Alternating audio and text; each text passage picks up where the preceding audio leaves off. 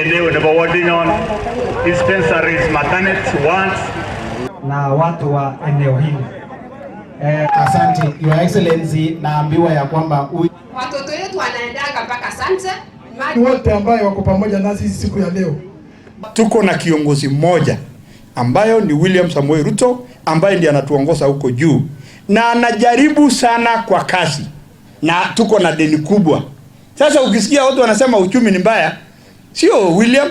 Sasa ukitaka uliza wale walikuwa. Kama ilifanyika ni lazima tulipe kwa sababu yeye ni rais, na uchumi tuseme ukweli saa hizi uchumi imekuwa afadhali kwa sababu unga imerudi kidogo, sio mbaya sana tangu wakati tulichukua. Dola ilikuwa imefika 168. Saa hizi ni 128 na labda tutateremsha mpaka iwe 100. Sasa nyinyi mnataka William afanye nini? He's trying, he's doing the best he can. Lakini kuna wakora wanataka kulaumu yeye kwa mambo ambayo sio yeye ndiye amefanya.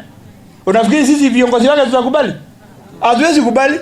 Unaona watoto kama hawa ambayo sisi nimezaa, ati wanaenda kutukana rais, a president, a world president, ati unaenda kutukana, alafu unaenda kuweka kwa sanduku ati amekufa. Hiyo ni nini hiyo? Shetani ashi